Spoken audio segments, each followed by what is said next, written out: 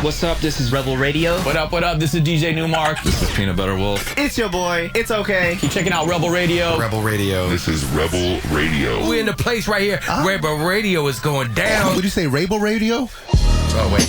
Let's do it again. Rebel Radio. What's up, Rebels? Welcome back to Rebel Radio, the weekly show where I bring you the rebels who are shaping our culture. I'm your host, Josh Levine. This week is part 2 of our 2-part interview with Jeff Chang and Davey D, the authors of Can't Stop, Won't Stop. This is my favorite book that I've read about hip-hop in a long time, maybe ever. It's great. If you haven't read it, I encourage you to go out and pick up a copy. We were here last week talking about Jeff and Dave, their journey as DJs, as hip-hop fans, as college professors, political activists. They've had an amazing career, and we kind of dug into some of the particulars of that. This week, we're really talking about the present and the future of hip-hop, especially its impact on culture and politics, and how all those things are intertwined, and their vision for where they see this all going. It's a great interview. I hope you'll dig into it with us. Let's go.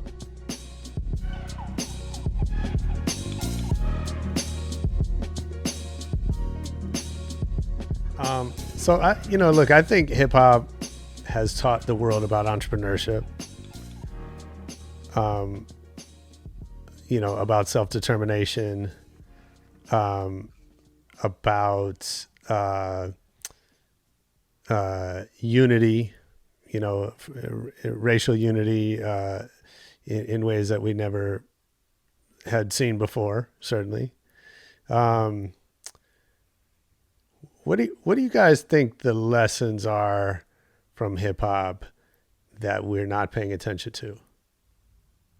Well, one of the things I think that we try to talk about in all the ways that we're able to talk about the book is to kind of lift up and emphasize the power of creativity, of the power of the creativity of young people in the face of violence, of state violence, of racism, of white supremacy, of segregation, and the ability of young people, particularly young Black people, to over and over again be able to, and Dave and I love to cite this because it's one of these beautiful phrases that brings together the sort of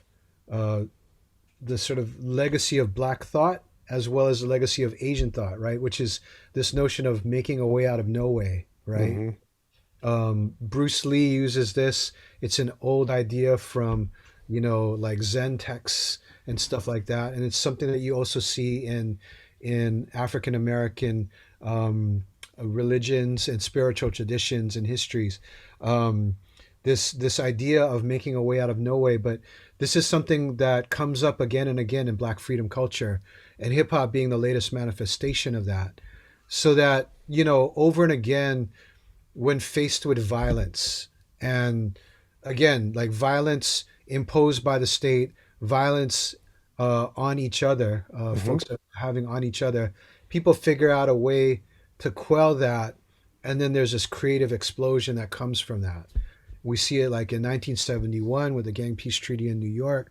We see it in 1992 with the peace treaty between gangs in Los Angeles that spreads across the country. That's we see it again in Los Angeles, right? Just being back to Los Angeles, because you have to keep on coming back to Los Angeles in these stories, after the murder of Nipsey. And that lifts hip hop literally to these new levels. It's this sort of spirit of Black freedom culture rising like a phoenix from the ashes, literally all the time. And that's the greatest story ever told. And for us to be able to kind of tell that story in the myriad, like just so many different beautiful ways through so many different types of people's stories, from Latifah to Cardi B, right? From the Ghetto Brothers, and DJ Kool Herc, all the way on up now to to Kendrick Lamar, right? And whatever, Killer Mike, right? Like it's a way for us to and it's the thing that I think everybody comes back to, people who are not black, over and over again, whether or not they necessarily have a finger to put on it, right? So it's the thing that we in the book are trying to kind of lift up, to forefront it, to be able to say, here, this is what you've really been attracted to. And it offers a whole different way of being able to understand the world, your relationship to the world, your relationship to other people, and the power that you have to be able to change the world working alongside other people. I want to add something else, because Jeff talked about the Black freedom struggle, and I think it's important to note some of the things that he cited. That it's rooted in solving issues that are confronting the community. Why do you have gang violence? What's going on, and then people stepping up and quelling that. But there's also some very much more direct, things that are going on in hip hop, where you can see that cultural aesthetic and its connection to, past movements coming alive in a very direct way, not a happenstance way, but like people actually involved. So you have to look at what's going on at the Good Life Cafe in Los Angeles with Project Blowed and that whole area, right? That's a very, very important era. And, and you can trace its roots going back to the Watch Writers Workshop. You can look at the Watch Prophets, and you can see that there is a lineage to, that era of cultural explosion that was going on in LA. You got to look at the Latin Quarter. That was a story that was really, written out of history. Big shout out to Paradise Gray of X-Clan, because he did a book on it, and and they're doing a documentary and the whole nine. But when at the height of violence in New York, which would be akin to the type of problems that you had in 71, with the Ghetto Brothers and all of them forging a path, you had three things that were going on. Apartheid in South Africa, you had violence that was going on with people fighting over crumbs, in this case, gold chains, and you had a crack epidemic that was, that was ravaging. And you had folks that were sitting there and saying, let us come together and let us figure out a way to maybe do a Stop the Violence movement. Let us start a heal. Let us start, wearing the African medallions. Let's actually look at that whole concept, of Afrocentricity. And that gives birth to what we now know as the Golden Age. Let us all let us all kind of make a commitment to put figures in our records, so that when you see, our videos, whether it's KRS or whether it's Queen Latifah and others, you're looking and go, oh, there's Malcolm X, there's Martin Luther King, there's whatever figure they were putting in their videos. That's a real important explosion, because out of that, not only do you have X-Clan, KRS, and Public Enemy being the pinnacle, but it gives direct birth to the Jungle Brothers and Tribe Called Quest, and the whole native tongue movement come out of that ethos. And again, in those meetings that they were having, you have Sonny Carson, you have a whole Black Watch movement. So you have these elders that are coming from those past freedom struggles that are able to impart, wisdom on folks. Here in the Bay, you had the Upper Room, with Rafiq Bilal and all these people, the very beginnings of hip hop theater, and, or at least a major building block with, Will Power and Muhammad Bilal and his sister Aisha. And so, it's not just music, but it's also a politic that goes on. We can't, I'm going to uplift the name, the late Kilu and Sasha, Kilu and Sasha, former Black Panther, right? Who was lacing everybody from Michael Franti on down to Dell and others, talking about political prisoners, planting that seed. And those were those elders that recognized a certain type of brilliance, and then said, let me nurture this and let me help fan those flames of creativity and give some political seeds that people can build up on as opposed to other adults that were looking at this and saying, this is an embarrassment and let's shut it down. But it's in those circles and in those moments, you see a major influence in terms of, of what people, I think, ultimately start to emulate. This is something that in many ways is not the industry, but this is the continuation of the organicness that you found in hip hop. Like, let me pick this up and go in this direction. So you think about that golden era of hip hop, look at how long that footprint is, right? You look at all the freestyling and the changing of the guard that comes out of, the Good Life and all Sure. that, or what was going on simultaneously in New York and Washington Square Park, right? Those become important moments as well. And then you can go to Detroit and look at the hip hop shop and you see similar type of things. You go to Philly and these other places. And so hip hop is so vibrant and you can go down so many different paths. So I guess what I'm saying, there's an industry part to it that's very important because it gives people an opportunity to make some money. Sure. And maybe one day become a Kanye and be a billionaire. But there's also these other paths where people are really able to continue a type of creativity that I think has come to define music all around the world, whether it was bebop back in the 40s and the 50s, and then a style of hip hop that I think everybody else stoked up. And then you see it, resonate all around the world. And I'll just close with Atlanta too, because as all this is going on, you got to talk about the Funk Jazz Cafe, which is, and also in Brooklyn where you have that neo soul element and so much, that we can just kind of unearth. I don't want to get too long-winded, but what Jeff was talking about, those bouts of creativity, they're above ground and they're underground, meaning that there's that creativity on the mainstream side, but there's a whole lot of stuff that's also on the underside that's bubbling over that we got to look at. Right. No, I love that. And I've always felt like hip hop has a kind of a naming problem. And, in particular, and I want to talk to you guys about it because you both work with students, right? That, there's a lot of guys our age who grew up, came up in that golden era. And, for them, hip hop died or declined, around 97. And, there's this ongoing debate, and I think there always has been, about what's real hip hop and what's not. And, for me, like personally, I have no time for that. And I've always loved, I ride or die for MC Hammer the same way I do for Tribe Called Quest, the same way I do for, so many artists, right? To me, it's all love.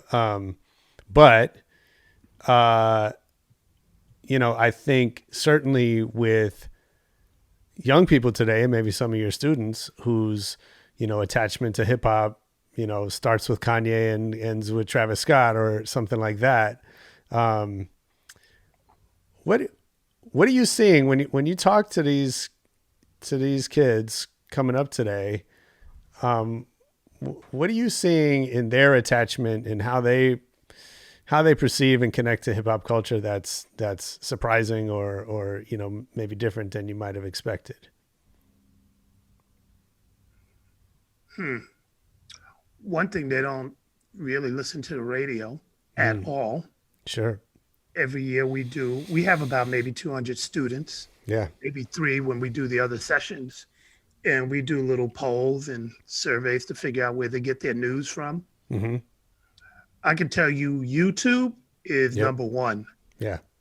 And then everything else is a distant second and third. Might be Spotify, might be Apple Music, it might be SoundCloud. What they cite as their favorite groups, you might see a Post Malone, you might see a Travis, might see a Denzel Curry or something like that. But for the most part, they're enamored with things that are not necessarily on the mainstream. Sure, they may anchor themselves around Drake, like Drake is a consistent, sure, like that's a major pillar. The way Rakim's a pillar for our generation, Drake is a pillar, no doubt. And people who grew up hating him, they're like, no, I can't stand Drake. Well, do a party for these people. Don't play him. Drake is that guy, you know. Well, Drake, last year he passed Madonna for having the most number one records of all time. Drake is a beast, man. You know. Yeah. But you know, he's an anchor in terms of how people may reference and be like, it's Drake, and then you go either above ground with some of the more commercial leanings, Sure. you know, that we may know, you know, into your Migoses and what have you. And then there's like, I think a lot of regionalism where every city got all these superstars that are underground that people really get into. And I think that's a good thing. That's how hip hop should be. It should be something that's off our radar that we have to go and be like, what are y'all listening to? I do, with no shame. What are y'all listening to? Because I'm not hanging out in your circles to know. And, you know, and they have these little spots, you know, you're thinking like they're listening to Drink Champs and all the popular blogs. And then you realize like, nah, man, I'm over here with something that is supposed to be not within my line of sight. And so you got to kind of go dig to figure out where folks are from. Yeah. That's good. But you know, that's hip hop. That's always been hip hop. Like, you know, the style turns over like a few years, 3 to 5 years is the longest cycle that you'll get, right? Where like everything changes, clothing, slang, excuse me, style, the whole nine. And that's the beauty of it too. It's the vitality. But it's interesting because it makes it doubly hard for us who think of hip hop as a place too where you kind of almost bank, you know, this historical and cultural knowledge, right? To be able to raise that, you know, like you know, all the kids who grow up on the other side of town, right, in North Berkeley could sing you every Fleetwood Mac song that's in their grandparents' collection, right?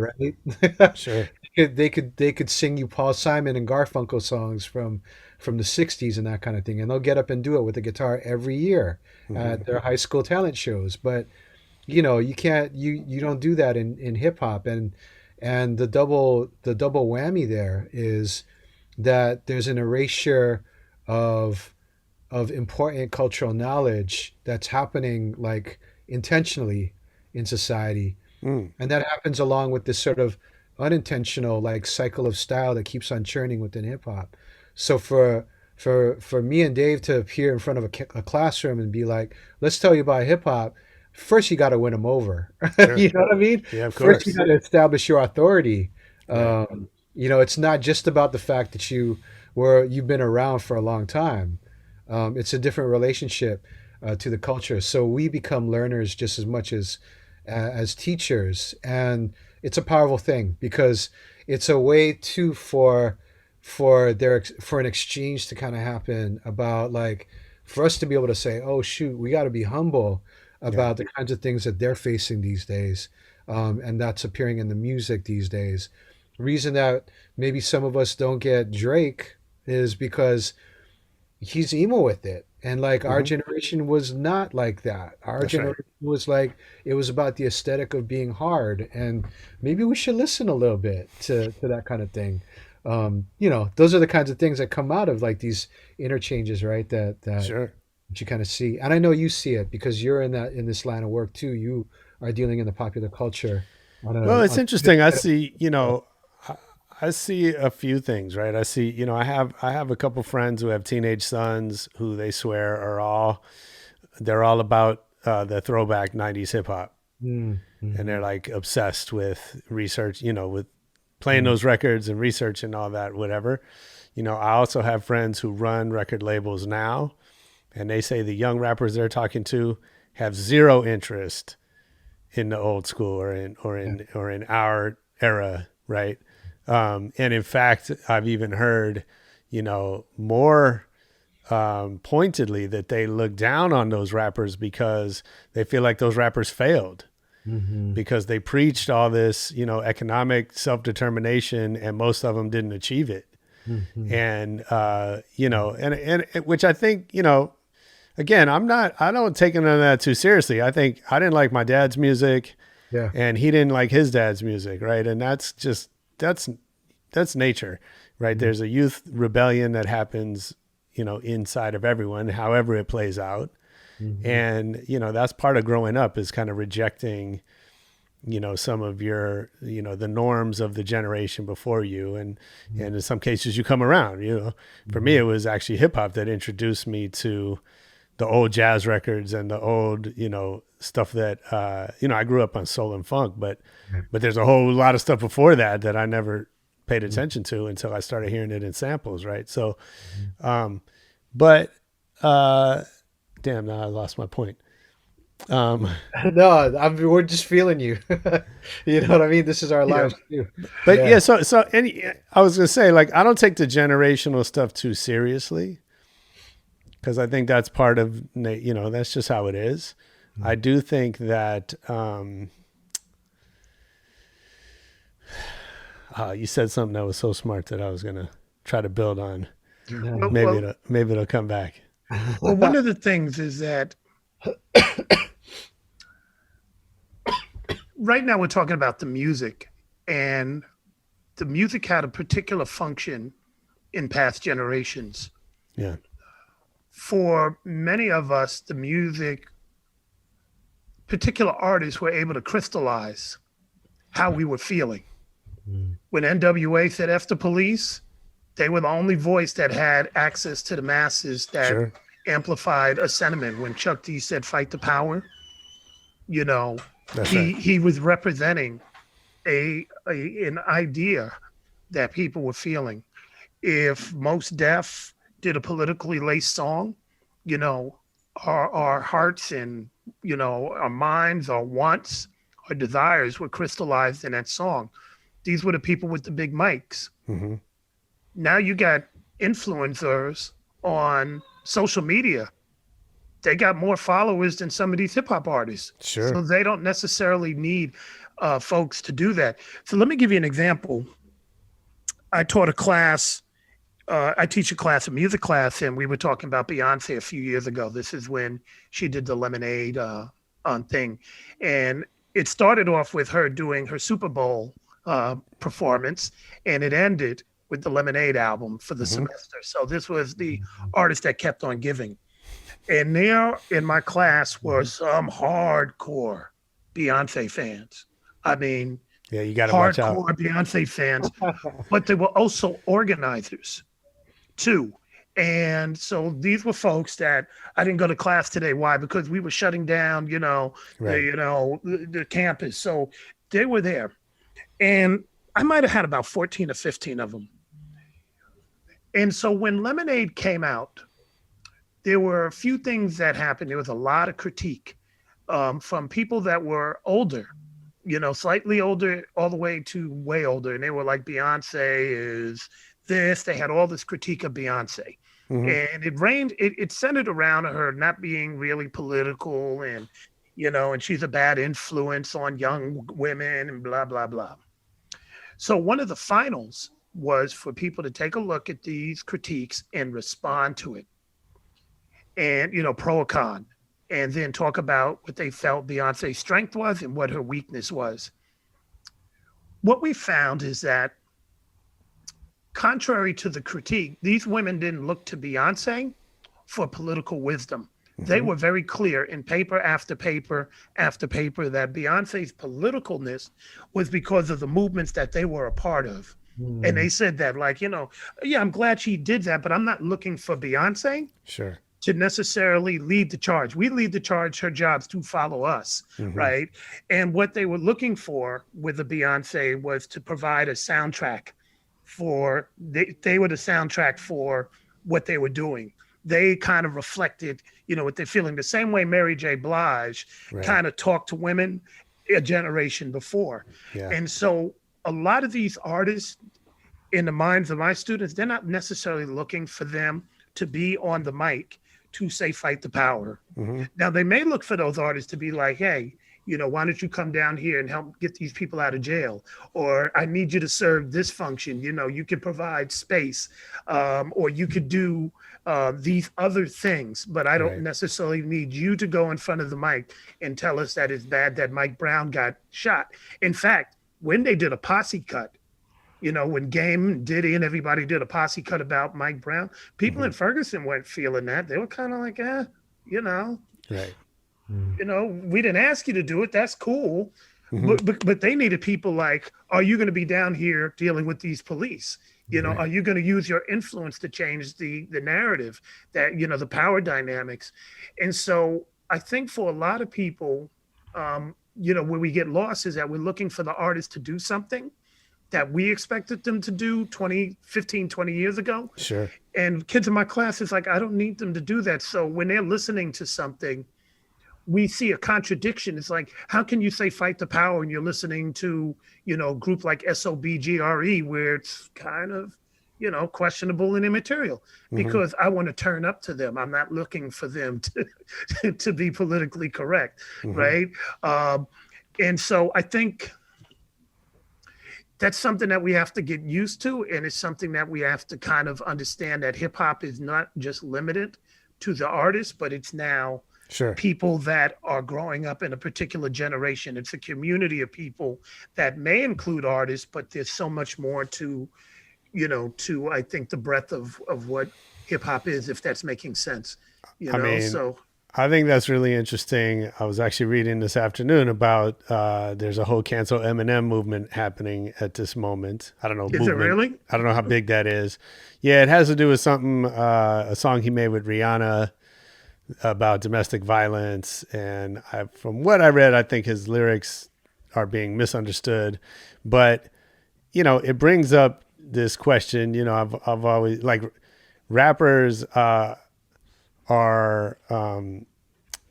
never been politically correct. That's been, speaking truth to power, or, putting uncomfortable topics on the table has, I think, always been part of the, what rappers do. I remember talking to somebody a couple years ago who was like a trans activist, social justice activist, saying, I love Snoop Dogg, but something about, I didn't like when he said, bitches ain't shit, but hoes and tricks. Right. And, and part of the response was like, well, you're not supposed to like it, right? Like he was not making that music for everybody to feel good about. He was making music to for a certain, to express a certain mindset, right? That you could agree with or disagree with. But I do think it's interesting, and you guys working in the college environment, to think about this sort of like cancel culture relative to hip hop and rappers saying, Eminem would not have a career if he was going to abide by the rules of political correctness. He hasn't done that from day one. Well, we give a lot of emphasis to cancel culture, and we forget that cancel culture was around long before any of this. Sure. Right. Eminem avoided cancel culture because the very things that he said that would have shut down a Public Enemy or other groups, right? He was being uplifted by No question. By Barbra Streisand, who's like, I love his angst and his tortured soul. And, that's right. And John, Elton John was like, let me take him under the wings and, let's celebrate his creativity. And meanwhile, Brand Nubian, we're having videos banned because they talked about Uncle Sam being a drug dealer. Right. Ice Cube and others were, being accused of anti-Semitism. And so there was a lot of, contradictions as to who got uplifted and who was looked at as somebody who had a tortured soul and was working out their angst, and who was like, no, you don't get to see the light of day. But I think it's when certain artists started to challenge the power structure.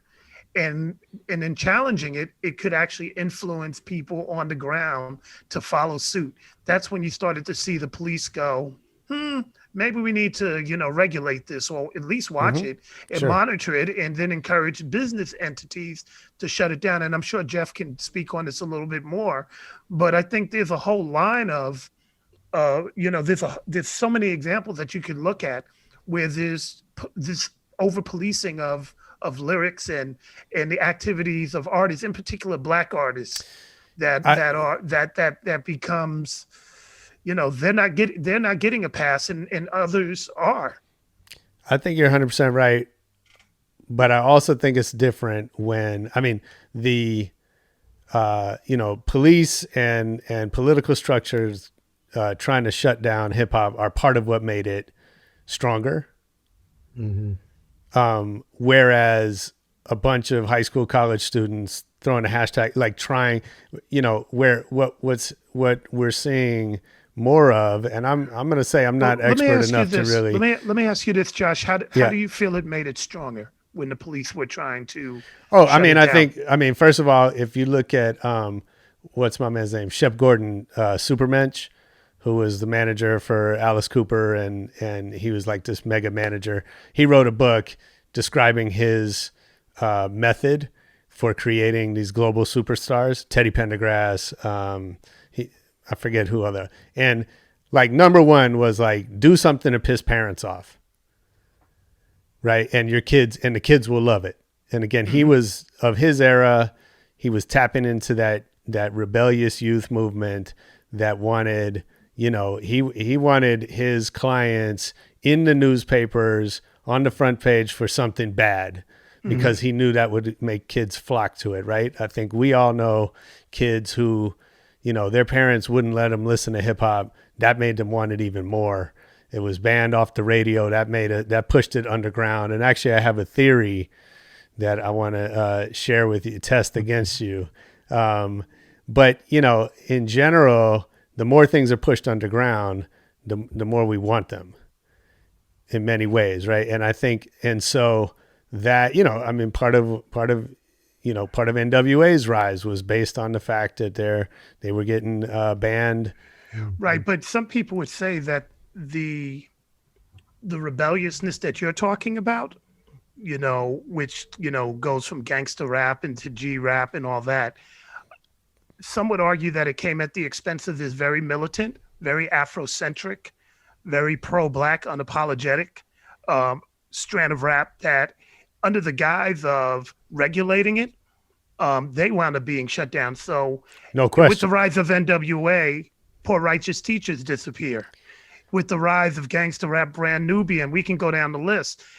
Paris, all the way down. So there was an explosion, but what became the crossover and what became the thing that people embraced was devoid of the politics that was very intentionally put into music that, some would say kind of disappeared. Now you could search for it underneath. No question. But the crossover was, let's have gin and juice, sure, and not fight the power. That's how I see it. No, I don't think you're wrong, and I'm not. I don't think it's necessarily one or the other. I guess what I'm wondering, is it different? Like, today I don't see the government, the police, the existing power structure sort of getting involved in hip hop and what gets played on the radio and whatever. Like we're in a different era of how that culture is being perceived.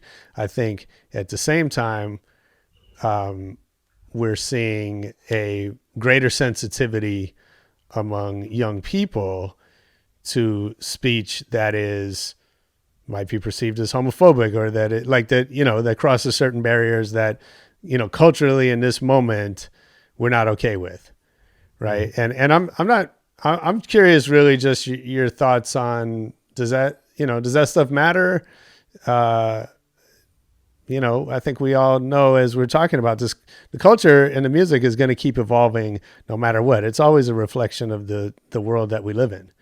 Right. That's what artists do, is they take in their experiences and their perceptions and they feed it back to us. Right. Yeah. I think the points that you guys were making earlier about, like, what's the role of the artist, I think it's a real interesting one. I mean, part of one of the themes of the first book was that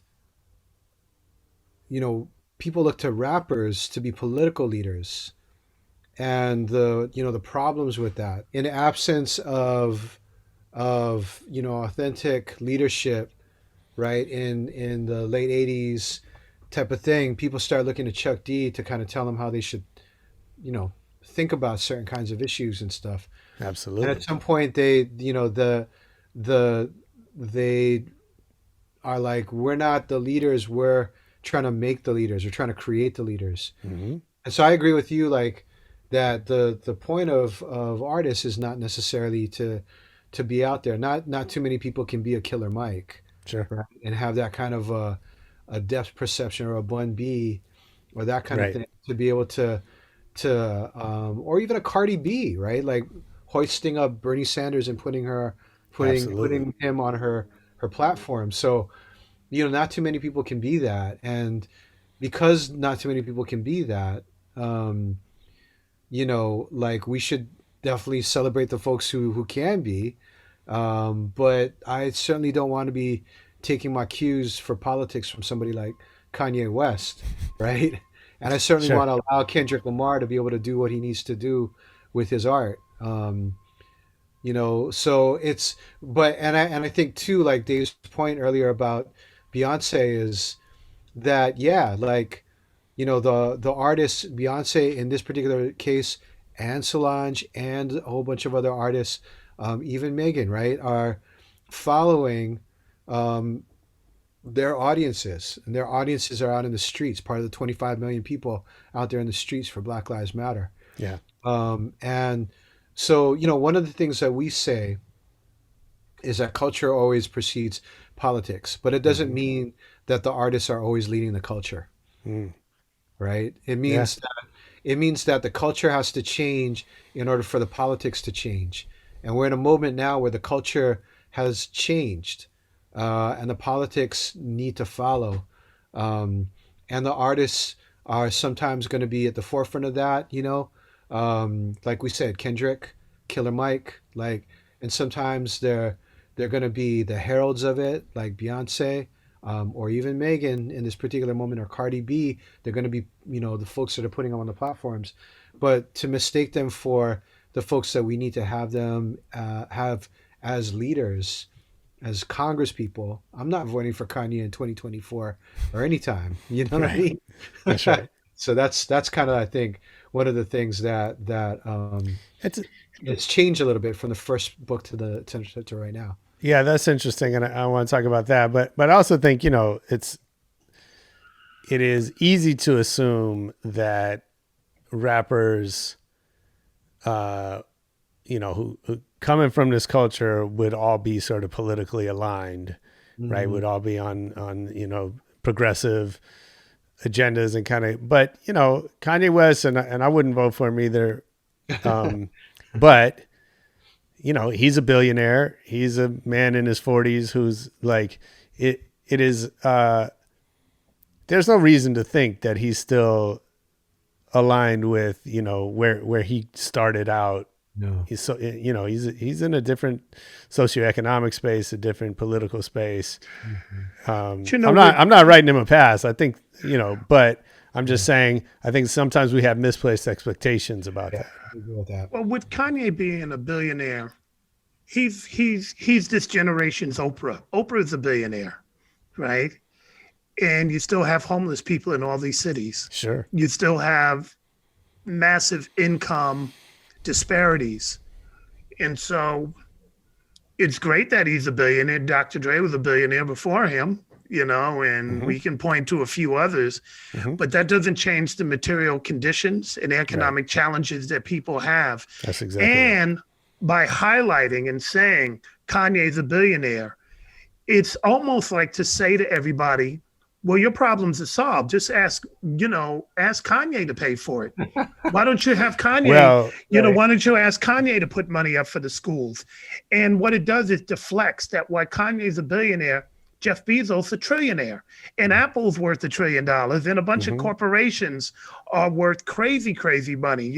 Dr. Jared Ball talks about, like the gross national income, I believe it is, that we really need to be focused on. Sure. And so I'll celebrate.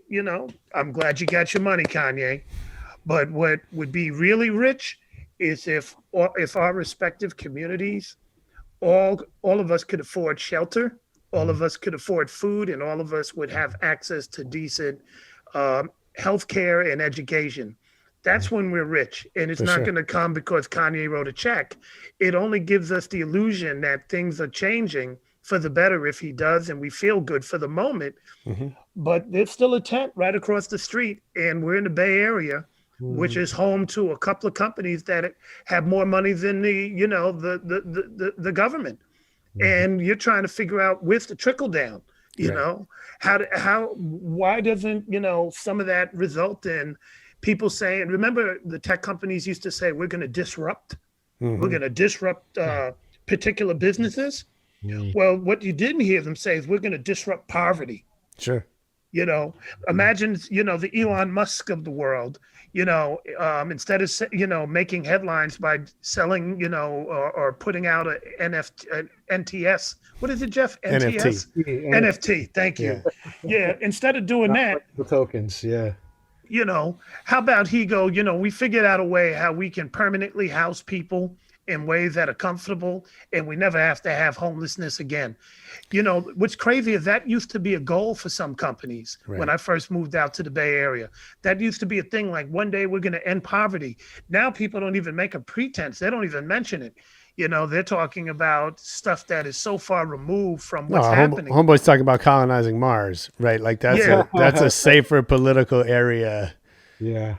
To throw some bullshit at it. No, I mean, look, you're 100% right. I think, if we thought the billionaire class or the tech,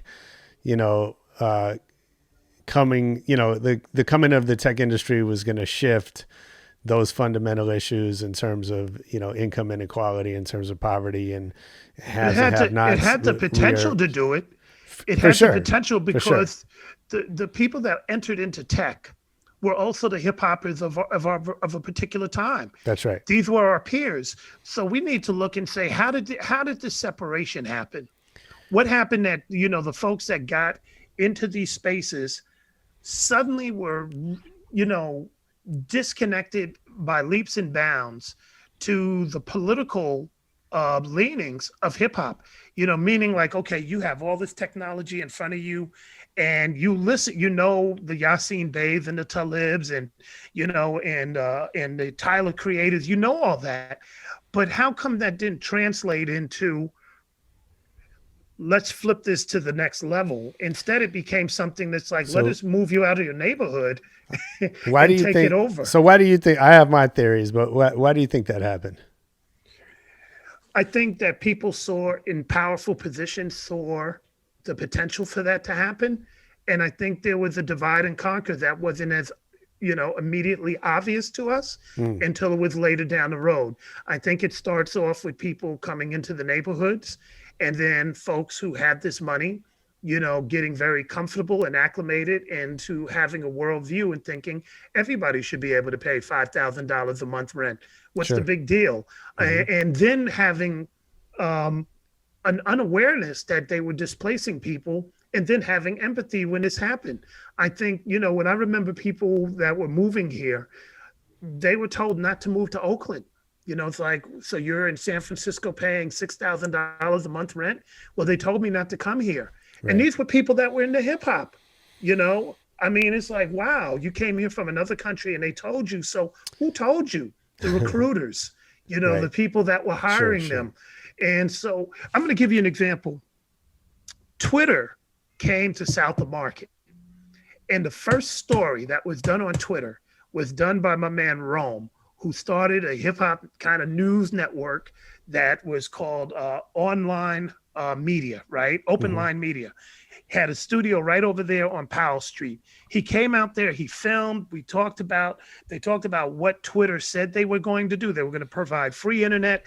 They were going to provide free schooling. They were going to be a boom to all those businesses, in this case, mostly Asian businesses, in South of Market.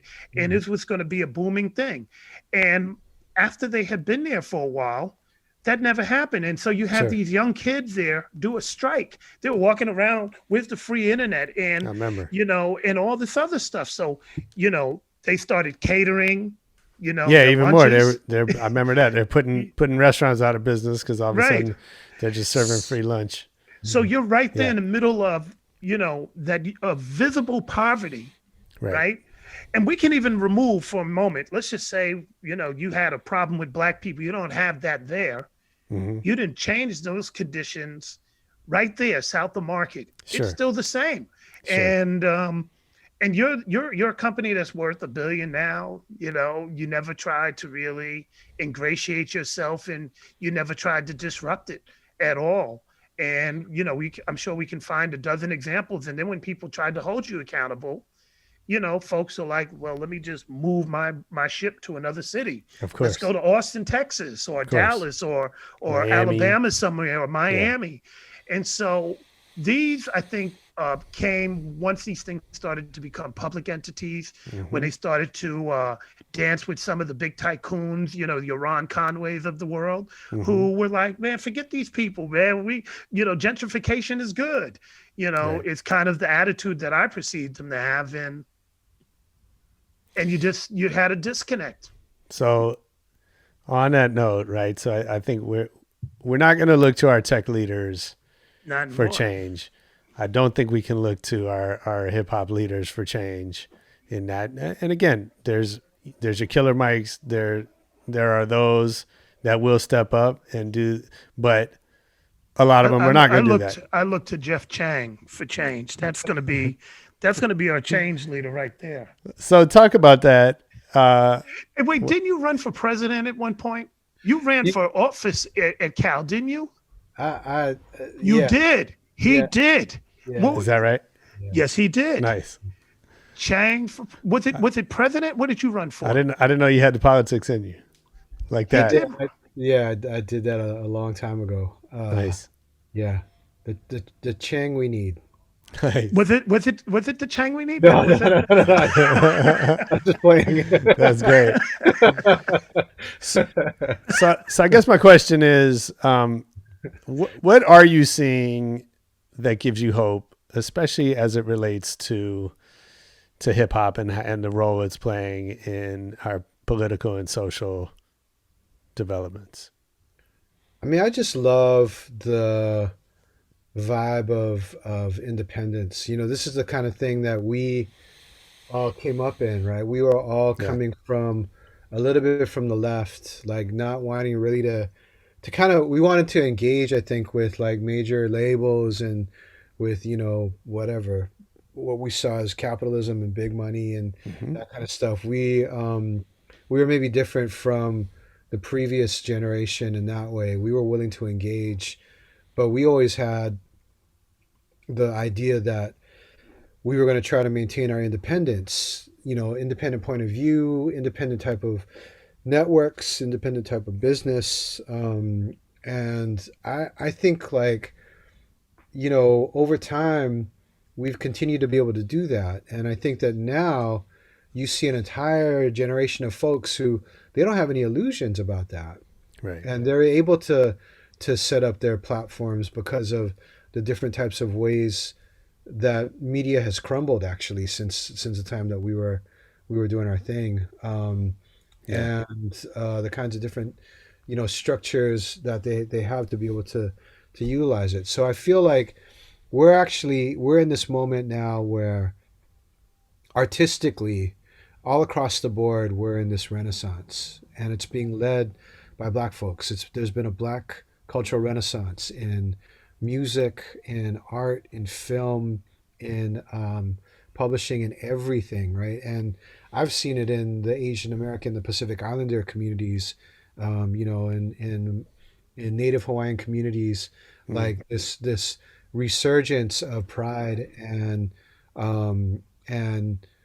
this sort of genuine like desire to really change stuff through art and politics. And you see it in writing, you see it again, you see it in film, you see it in art, you see it in design, you see it in social media, you see it everywhere. So that gives me a hope every single day. It's a really good time, pandemic notwithstanding, right? Like economic depression, notwithstanding, right? It's like a really amazing time to be alive and to see what it is that people are making and creating and building. For me, anyway, that's what I'm saying. Yeah. Dave, what gives you hope for the way things are heading, or pieces that are heading in the right direction? What gives me hope is I'm seeing a lot of focus on community, restoring community, building community. We were talking last night, and I was, shouting out this collective called Grand National out of the Bay Area. And it's everybody from Brookfield Deuce, which is Damian Lillard's older cousin, to, Manny Draper, to, Kevin Allen, and, and Jane Hancock, and all these people. And when you talk to them, they're very clear. Like, we're not in competition with other artists collective. In fact, we sat down with Hyro to learn. When you started talking to them about, what was going on once upon a time, they're very clear. That was 30 years ago. When, you're talking about something that was 30 years ago. We're in 2021. We're here, and here are the challenges before us. When talking to them, it wasn't just about doing records, but it's about having a whole other type of understanding where it's the photography, the quality control, the the vision for what you're going to do after the record. It's not just a record, but it's a whole bunch of other things. And then over and over again, they were talking about how you're engaging your community. So I want to, so this is a shift in values. And it brings me back to that Latin Quarter time when they're in this room and they're saying, you know what? We're not going to wear gold chains. Nah, we're not. In fact, I'm going to tell you what, I'm a former gang leader, Paradise Gray, and these are former folks. We're going to be on your dome. Guess what? You're not going to wear the gold chains, and what we're going to do now is we're going to put a different type of value on what is worth something and what isn't. So the gold chain that comes out of apartheid, that's not worth anything. I don't care how big it is. You're not wearing it in this club. Put on these African medallions, and that's going to be the value. Now, they attempted to take it to that next level, and I think, it got undermined eventually, because everybody was like, I like the rebelliousness of this other thing that's coming, that we now call gangsterism and all that, right? Yeah. The two couldn't exist at the same time, at least as far as the industry was concerned. But these folks are like, I'm not trying to get a Grammy. For real, we're not. Talking to them, they work on themselves. Like, so when they walk in a room, there is no ego. There's how do we build with each other? And I think that is indicative of a lot of people that are now coming to the conclusion that operating in these systems and even having success comes at a very dear price. If it doesn't disconnect you totally from your community, it will disconnect you totally from your sense of humanity. And you wind up being like the technocrats that we had hope in, who suddenly are just as ruthless as the businesses that they said they were going to disrupt. They became those types of people. Right. So I think folks are realizing that we're going to have to put value in those who are able to bring a certain type of excellence to the table. But excellence is not just about making money, but excellence is like your ability to connect to something a lot deeper, your soul. It's your excellence is your ability to uplift the community, to recognize that if one didn't make it, we all didn't make it. And I'm seeing people turning to that. And as they turn to that, I'm seeing a power structure that wants to disrupt it. I'm seeing a power structure that wants to distort it. I'm seeing a power structure that wants to seduce people and lure them away from that. And I'm seeing folks that are locked in to something that is much more powerful, that folks who are trying to remove this, they're running scared because they know it ain't happening this time. It ain't going to happen this time. That people are locked on to something a lot bigger and a lot more meaningful than material things that they don't ultimately control and that can come and go with the wind. And I think as people start to hunker down that way, that will be the next iteration of hip hop, something that's a little bit more sturdy and a little bit, at the same time, a little bit more flexible, that it can bob and weave, but not exactly lose its essence. That's what I'm having hope for, and that's what I'm seeing. And I think, next year this time we'll tell the tape. This will be the line in the sand. I have faith that I'm gonna end it with this. When Young Jeezy and Gucci Mane came on TV and they did verses and they brought Stacey Abrams up there, and they weren't trying to be Stacey Abrams and Stacey Abrams wasn't trying to be them. There was a recognition that we are all in this together. She needed them and they needed her. And had she not shown up on that thing, we wouldn't have had a political sea change in the Senate. And that we did. I think it made all the difference in the world. I think that people are understanding that all parts of the community are needed. And we're gonna activate all those parts, and everybody's gonna see themselves as a part of a larger community versus saying, damn, I wish I had what Jeff had. And Jeff is looking at me, I wish I had what Dave had. And we're both looking at you cross-eyed going, why can't we have what Josh has? And we're going to step back and say, all of us are important. Everything that we have is needed. And there's an abundance, not a scarcity. So I think we're going to move away from scarcity and understand that we're the change that we've been hoping for, not to be cliched, but this time it's really going to happen. That's a very hopeful message. I love it. Yeah, Right? I feel hopeful. Yeah. No, that's great. Okay, let me do a quick lightning round before I let you guys go. This is so much fun. I feel like I could talk all day about for this real. stuff with you. Well, actually, before we do that, give me. So I know the new edition is the young adult edition. What's different from the original? In case anybody has the original, what are they missing in the new one? If you don't have the original, you can get both because they're different versions, right? Yeah.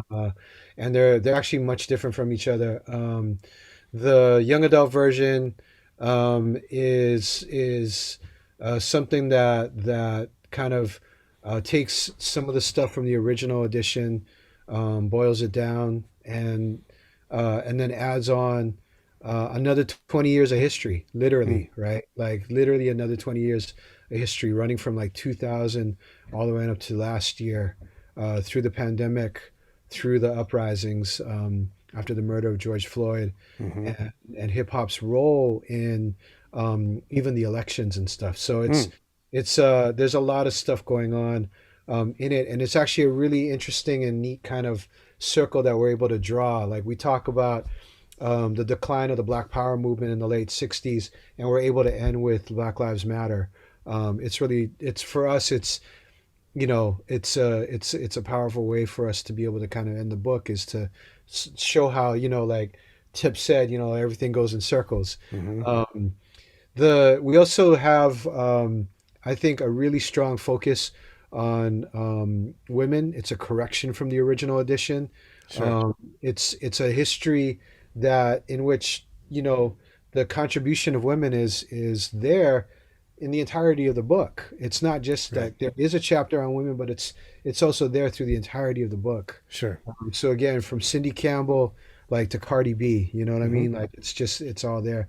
And the other thing that we're able to do is to do kind of like what Dave has talked about, which is to recognize the regionality, right? The real important stories, that there's a hip hop story, not just from New York or Los Angeles, but from cities all across the country and around the world. So we're able to talk about, the Bay scene, which is so close to our hearts, but we talk about Philadelphia, we talk about Atlanta, we talk about Houston, we talk about Seoul, Korea, we talk about Johannesburg, South Africa, we talk about Cape Town, South Africa, we talk about Germany, we talk about China, we're able to talk about the rise of hip hop in all of these different types of places inspired by the Black freedom culture. And the last thing to say is that even if you got the original version of the book, we did an audio book, Dave and I, on this, which is a lot of fun. And it'll it's a great way to kind of see kind of how we flipped it, right? How we brought that in and updated the story from the original ended in 2000, and this one takes it all the way up to right now. So so like we'd like to say, there's a hardcover that's going to be out or is out now for young adults, and there's an audio book for adults of all ages. That's cool. It's cool, and you mentioned the regionality. Like, I just met a couple of kids, they're not kids, young adults from Belarus, who are like, they have this technology they built around their love for hip hop, and we started talking about it, and like, it was years before they heard a rapper from the US. That's amazing. Like they grew up in hip hop, they're hip hop heads, but what they were exposed to was from Eastern Europe. And to me, that's like, I'm amazed that I'm still amazed when I hear those stories, right? Because we have our own sort of parochial view of what it means. But the truth is, the whole world has adapted it. You asking what are these crazy hip hop moments? Well, I remember being in what's that city? Beirut. I was like, what's that city in Lebanon? So I'm in Beirut, and I'm talking to this artist. I'm going to remember his name in a minute. And he's talking about he's going on tour. And, and so, well, we were talking about actually history, and then he talked about his tour. So he's like, I remember when the North was battling the South, and it was just crazy, man, back in the days. And, I'm thinking like, okay, well, I'm in Beirut, so, he's talking about the East-West Coast War, and he's going on, and I'm listening, and it's like, it got kind of gnarly, but we all came out, ahead. And I'm like, ahead, Pac and Biggie died, and you're having this conversation. So you think when Pac died, that was good? No, that was terrible. That was terrible, and then I realized, like, man, where are you talking about? The North and South, when they had their beef, you remember? And then I realized he's talking about France. Oh, wow. Right? He's talking about the North and South, and, and his whole frame of reference had nothing to do with the U.S. And then when he was talking about his tour, he's like, I'm going to go on a 30-city tour or something like that. The U.S. wasn't even thinking about coming to the U.S. It's like, I'm going to go here in Tunisia. I'm going to go to Morocco. I'm going to go here. I'm going to go there, blah, blah, blah, right? And so what you realize is that hip hop is all around the world.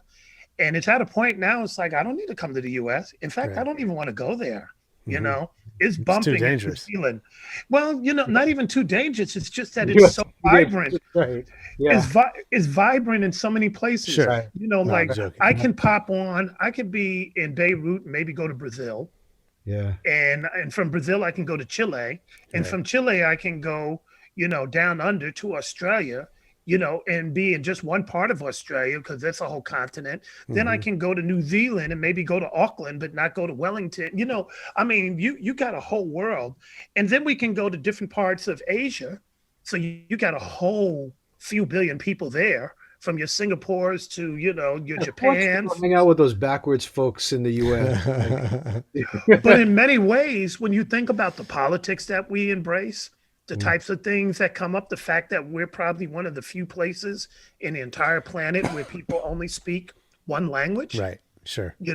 Like everybody speaks 3 or 4 languages. Like when I was in Beirut, they had like a translator. So they're speaking Farsi. Everybody's sitting there. Speaking, French. Everybody's sitting there. Speaking some other language. Everybody's sitting there. Speaking English. Everybody's sitting there. And I'm the only one that's like, turning the knob to get the translation, Sure. When I was in, Nairobi, same thing, people spoke multiple languages. And for sure. And then you realize, like, man, the U.S. is, we're running around with our chest puffed out, and people are like, oh, here come those guys from America. Of course. Yeah. like Yeah. like they're politically Yeah. unsophisticated, Yeah. Mhm. and they believe in a lot of stuff that everybody's looking at them like, y'all are Throwback. yeah. So Yeah. I think I think that part of our solutions will be in how things are going globally Yeah. and how we connect with the wider world. And so yeah, those are moments that you realize like hip hop, it's a worldwide thing. Absolutely. And we're behind the eight ball now Absolutely. instead of in front of it. So on that note, all right, let me get to this lightning round. You guys can jump in whatever order you want. What's your favorite city to travel to? Oh, good question. That's a I tough love one. Montreal. Tough one. That's Montreal. Nice. That's on my list. I've never been. Yeah. I just really want to go back to Hong Kong. I felt so at home there. Hong Kong's dope. Yeah. It was really dope. You're not gonna like this one. Ah, okay. Who's your favorite DJ? That's hard, man. Because then you have to start playing favorites and stuff with folk. We're going to say Rich Medina because he's headlining our Twitch party. Yeah, Rich Dope. Medina's the greatest DJ we ever heard. You know, the tops, man. Okay. By the way, I mean, Twitch party. Yeah. Yeah, we're doing an all-day Twitch party to celebrate our book and Rob Kenner's biography of Nipsey dope. Hussle, The Marathon Don't Stop, The Life and Times of Nipsey Hussle, and the dope rapper Rocky Rivera, who's got a new book out called Snakeskin. It's a collection of essays. So we're Very spending cool. the whole day rocking out with those folks and with a bunch of amazing DJs, of which Rich Medina, our favorite, will be headlining. nice. So, yeah. Well, great. We'll throw the link in the show notes so folks can find that. Yeah, the DJ thing is not a fair question, but let me ask you this: since you're just because nobody wants to pick favorites, and there's so many amazing DJs. I have my answer, but Davey D is a great DJ. no doubt. I'll say that. That's politic to say right now. So Oh, wow, DJ it's politics. So DJ Zen is no joke either. yeah, my props is due to politics. He's not really that good, but shoot, yo, he's the co-author of the book. So Okay, Dave- who's a DJ that you saw live that was better than you were expecting? Oh wow, Theodore for sure. Like Theodore, I knew he was great, Yeah. but seeing Theodore do the needle drop routine, I still can't believe it. I don't know. Okay. But yeah, Theodore for sure. Theodore is dope. I think in terms of people who just got like a dope skill, I'm gonna give some props to D Sharp. D Sharp is nice. Okay. Nice. D Sharp is nice, and I think there's a whole West Coast. I think there's a whole West Coast aesthetic in terms of DJs that Sure. I think when we're here we take it for granted, but when I go to other places, you'd be like, this is like there's some dope DJs. Shortcut gets busy, Yeah. There's a lot of women DJs that are just killing the game, from, like I think the dope party rock is somebody who gets a party rock, and I'll give it to Lady Ryan, we'll rock a party in a minute. Yeah, there's a lot of folks, Fingers, Umami, Yeah, Umani's good, Lady Fingers, Whole Peaches crew, Bella Friasco is dope, Julian Bai, there's some folks out here, that'll hurt your feelings. Yeah. In the bay. Yeah. Love it. Glenn Oury is also a favorite DJ too. Nice. Right? Glenn is dope. Mine was Ali Shaheed Muhammad. I knew he was dope, but I had never seen him live, and he delivered on just a level that I wasn't expecting. Oh man, Ali's Sick with great. it. Yeah. He's all right. Other than your own, what's the last great book that you read or listened to? Wow, there's so many. On the subject of kind of Atlanta, like I really think one of the most important books, if you're trying to get at like Asian Americans and how they're feeling and where folks are at in this particular moment. Like Kathy Park Hong's book right now, Minor Feelings. It's just powerful. It's amazing. She has a way of kind of, saying how we're thinking in this particular moment that really resonates, I think. Nice. And I think it's more important than ever for folks to be able to kind of capture that, and she does it. So, yeah. That's great. Nice. Yeah. Dave, what you reading? Yeah. It's hard to differentiate because when I'm reading now, I'm reading for school, Yeah, and of I'm course. reading for the show. So it's like I haven't really sat down and just read a book outside of work. So like right now I'm reading Rocky's and Rob's book and Sister Soldier's book. These are 3 books that I got to read. Sure. But they're great, and it's fun. All 3 of those books are amazing. Right. Yeah. I like Rocky's book, the journey that she's taking on. I'm just barely cracking Rob's book. So Okay. I have to take in a little bit more. I don't know. There's a book that I just read and it's not coming to mind. That's why I was saying like it's hard because I'm like going through books and then Sure, it's like, sure. damn. And as soon as we get off air, Well, you I'm guys gonna be read like, for a living, so it's Yeah, hard, I'm it's sure. true. What movie have you seen the most in your life? Oh, the most. Probably Enter the Dragon. Yeah, it's good. Probably Enter the Dragon, yeah. Nice. That and Fist of Fury. Probably those 2 movies I've probably seen the most in my life. And did I read that you're working on a Bruce Lee project? I am. I'm working on a Bruce Lee book right now. Yeah. Nice. So I'm excited about that. I'm really excited about that. That's So, cool. Yeah, for sure. probably Black Panther. Mm-hmm. I've seen that the most. Rebel Kings I see the most. Oh, yeah. That's cool. I got to show it like 3 classes every year. I know that movie by heart. Rebel Kings is fantastic. Black Panther we just saw again last week with my son. Yeah, it was Amazing. kind of sad, knowing that what's his name is passed. It's Sure. like, damn, you look at him and you're like, damn, he's gone, But I think that movie, I'm not a big superhero movie, mostly because a lot of those movies just aren't good movies. This one was well made, well acted. It was Oakland. It was hip hop. It was everything, everything we want. It was incredible. Yeah. Who's somebody that you've learned a lot from that you haven't met? Living or dead? Like it has to be somebody who's alive? It could be Mickey Mouse for all I care. Man, let's go with James Baldwin. Let's go Wow. with Baldwin. Good one. Every line of James Baldwin is something to savor. We all teach James Baldwin different parts, I think, of his work, but I just keep on discovering things. I'm just like, well, I just really want to share this, So yeah, Nice. Baldwin for sure. I think the people that I learned the most from I met. Okay. But I think, obviously Malcolm X I learned a lot from early on.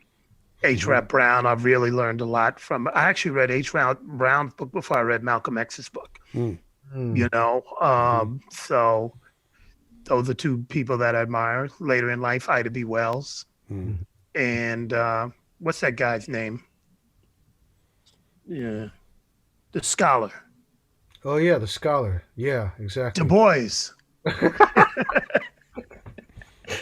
That guy. Nice. Yeah, the scholar. Yeah. What's yeah, Reconstruction is a damn good book. Black Reconstruction. Reconstruction America. Yeah, Black Nice. Reconstruction America. Couldn't remember him, but you know who he is. The scholar. Big book. Scholar did that big book. Okay. Lastly, if we work together, maybe I'm your intern or something like that. What's something I would hear you say over and over? Oh wow.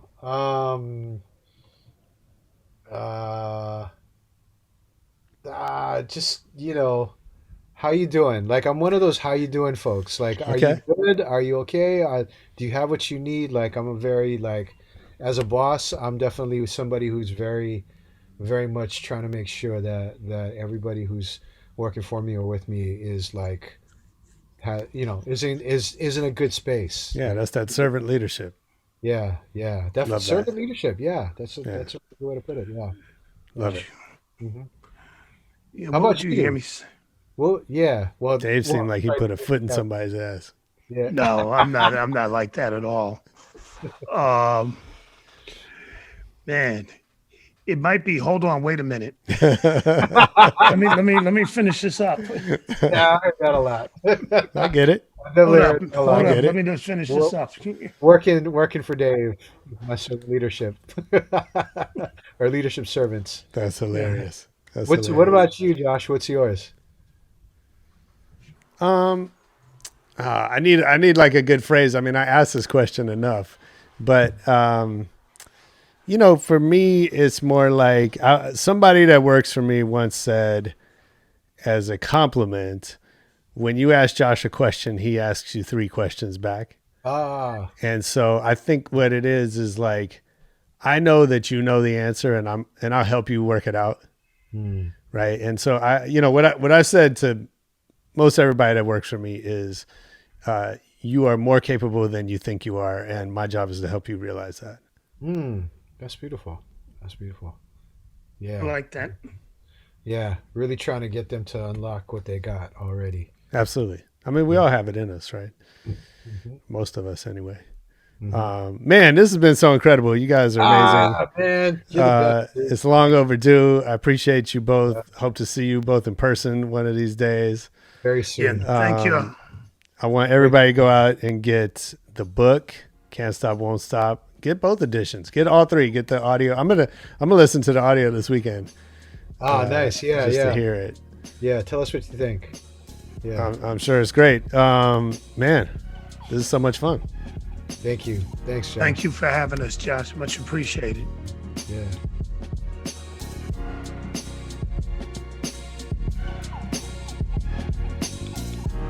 Yeah, that was Jeff Chang and Davey D. Can't Stop, Won't Stop is the book. Go get it. I'd love to hear what you think of it, your favorite part, the story that impacts you the most. Tell me about it. Leave me a comment on Twitter, on Facebook, wherever you can reach me. It's at Rebel Radio Net. And most importantly, come back next week for more Rebel Radio. Peace.